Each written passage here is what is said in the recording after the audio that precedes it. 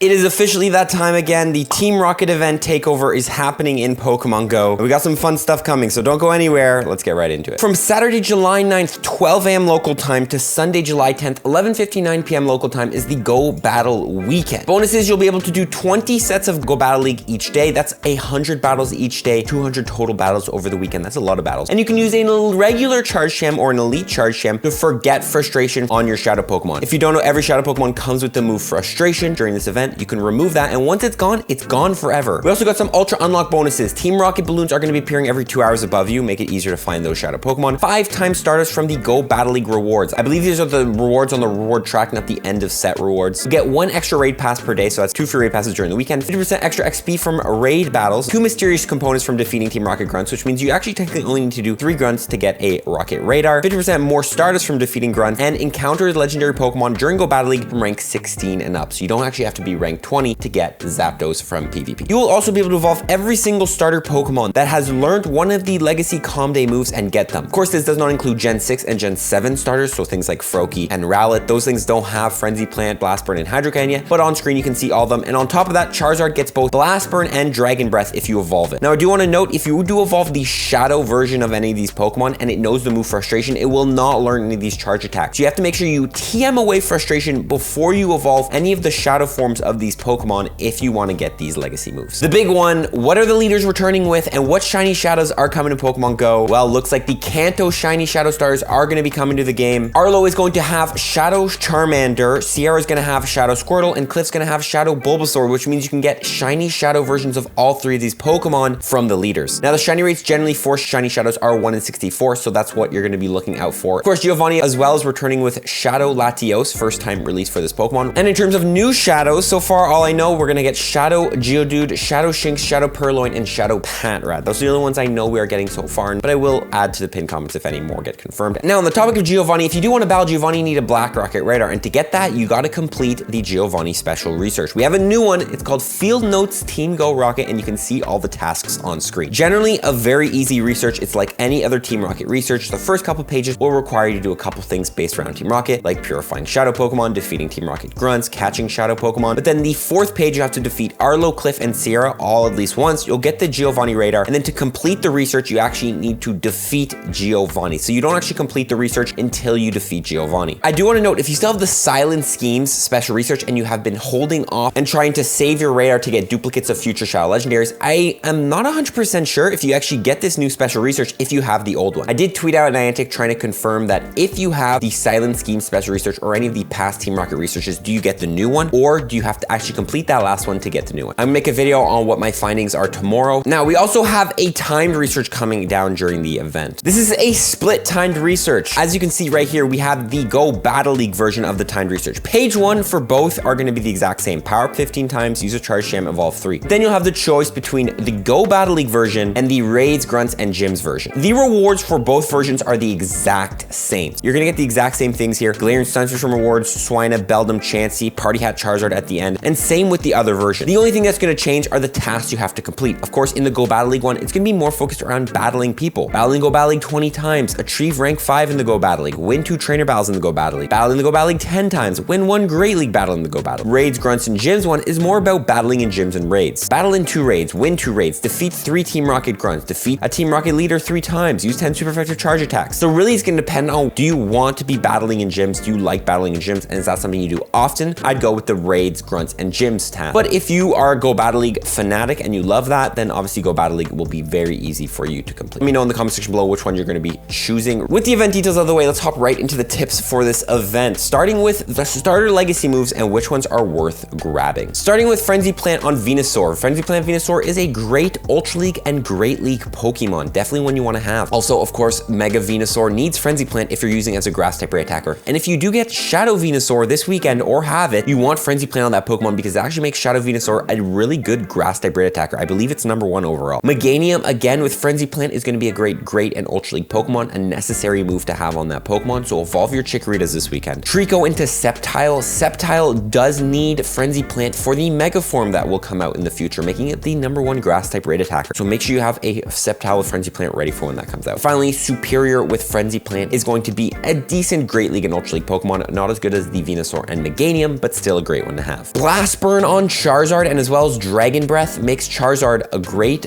Ultra League Pokemon. You can even run it in the Great League in some limited metas, but you don't need Dragon Breath in that league. Dragon Breath is more useful in Ultra League with all those Dragon types. On top of that, both Dragon Breath and Blast Burn as moves make it a great Mega Form Raid attacker. Of course, we have the Mega Y in terms of a Fire type Raid attacker, and then Mega X in terms of a Dragon type Raid attacker, which is not amazing, but still. Finally, Shadow Charizard is a good Fire type Raid attacker with Blast Burn, which of course you can get from leaders because it's part of the new leaders. Typhlosion with Blast Burn makes it a great Ultra League Pokemon as well as the Shadow version of Typhlosion, another great Fire type Raid attacker with Blast Burn. Blaziken with Blast Burn as well is going to be great for the Mega Form in the future. If you're using Blaziken in PvP, you can actually just go with Blaze Kick instead of Blast Burn, so don't worry about having Blast Burn for PvP on Blaze. Hydro Cannon on Blastoise is essential for the Mega Form for this Pokemon. For Alligator, having Hydro Cannon as well in the Shadow form, great Water type Raid attacker, so if you have the Shadow Totodile, you can get the Blast Burn on them and run that Pokemon as a Raid attacker. Swampert, you gotta have Hydro Cannon on Swampert. We just had the Community Day Classic, but if you don't, evolve Swampert because it makes it great in all three leagues, Great League, Ultra League, and Master League. It makes it great for the Mega Form that will come to the future Mega Swampert #1 Water type Raid attacker when it comes, and of course Shadow Swampert right now in the game with Hydro Cannon, one of the best Water type Raid attackers. I believe it's the best. Empoleon with Hydro Cannon as well makes it a great Ultra League Pokemon. You can even run in some Great League limited metas, but it's going to be stronger in the Ultra League. And finally, Samurott with Hydro Cannon makes it a decent Ultra League and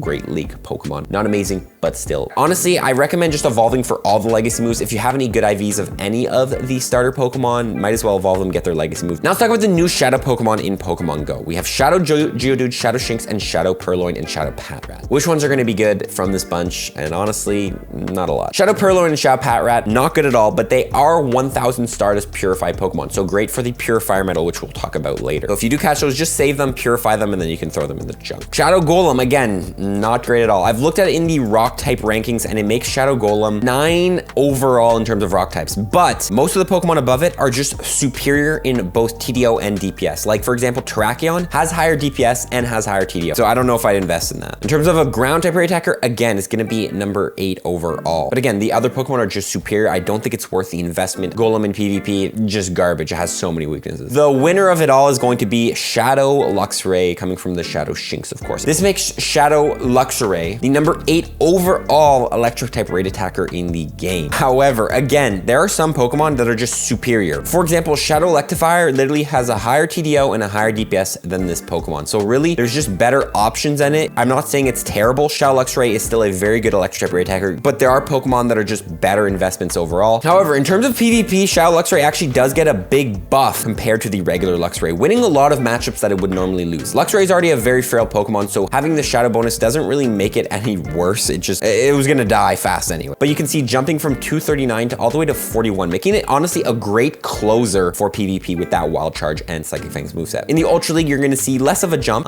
to 188, but still not better than before. And in the Master League, it's just not gonna compete up there. But Shadow Luxray in the Great League, not a bad Pokemon at all to run. Picks up things like the Medicham matchup, which is a very important matchup, and can beat some of the meta-relevant Pokemon, so yeah. Finally, leaving us to Shadow Latios. Now, I wanna make a full separate video deep diving into Shadow Latios and is it good, but I'll quickly talk about it. Number 5 overall Dragon type Raid attacker, number 5 overall Psychic type Raid attacker, but again, there's just gonna be better Pokemon and better bang for your buck Pokemon than it. And then in terms of PvP, it's gonna be good in the Master League. So that's a quick breakdown of Shadow Latios, but I'm gonna have a full video tomorrow diving into this Pokemon, and we'll also talk about, do you have to complete the Silent Scheme special research to get the new special research? So just stay tuned for that. Now, a lot of people are gonna be asking me, what Shadow Pokemon should you be using Charge Jams on? Because some people don't actually have a lot of Charge Jams, right? I have a full video breaking down every single Shadow Pokemon and the best ones to go after. So definitely check that video out. I will have it carded up here, link below. That video does a great job of outlining the best shadows. So go ahead, check that video out. And while you're doing that, take a look at Frustration, search that in your search thread, and make sure you tag the Pokemon you want to remove Frustration from. This is a little tip to allow you to just be more efficient during the day, because let's say I want to remove Frustration from all these Pokemon. I can just go ahead and tag them, come in here, add TM, and go ahead and add the TM tag. And then once the event starts, I can just scroll down here, come in here, and then start TMing away like this, TMing away Frustration off the Pokemon. Obviously, it's not going to work right now. That is an efficient way to kind of speed up your TMing Frustration. Okay, we're going to end off with some metal tips here. You need 35 Platinum Medals to go from level 48 to 49 in Pokemon Go. What Platinum Medals should you go after during this event? And there are some actually decent ones. Number 1, the Purifier Medal. Purify 1000 Shadow Pokemon. On screen, I'm going to throw all the Pokemon that only take 1000 Stardust to purify. These are the cheapest Pokemon to purify in Pokemon Go. If you have any of these Pokemon, I recommend purifying them for the Purifier Medal and completing this Platinum Medal. This is the best time to collect these Pokemon because because there's just gonna be so many Team Rocket grunts. On topic of Team Rocket grunts, we have the hero medal, defeat 2,000 Team Rocket members. Of course, Team Rocket balloons appearing above your head every single 2 hours, and they're gonna be more frequent at Pokestops, so it's definitely gonna be a perfect time to work on your hero medal, take a big chunk out of it, because this medal is not easy to get on the normal time, but during this times, also Team Rockets might be easier as well, so yeah, this is a perfect time to do this medal. Finally, we have the Great League Veteran medal, to win 1,000 times in the Great League, same with the Ultra League Veteran medal. The one I need to work on the most, the Master League Veteran medal, win in the Master League. Of course, Go Battle Day, you can do up to 200 battles over the whole weekend. This is a great time to take a huge dent in those medals. That's pretty much the video, guys. Remember to battle a lot this weekend and do raids a lot this weekend, because you do have more starters from battling, you do have more XP from doing raids, and all those bonuses we talked about earlier. So in general, battling is the name of the game this weekend. Don't focus on catching, and take advantage of battling, and you can gain a lot of Stardust, XP, and all that jazz. Stay tuned for the counter guides for Giovanni and the team leaders coming out later today or tomorrow, one of the two, depending on how long it takes us to confirm the leaders, because we are still trying to confirm the teams for these Team Rocket leaders. But yeah, comment below if you're excited for this event, comment below if you're excited for the new shadows, new shadow shinies, and if you're gonna be catching Shadow Latios or waiting for my video breaking it down tomorrow, and follow for tips, everyone. Peace.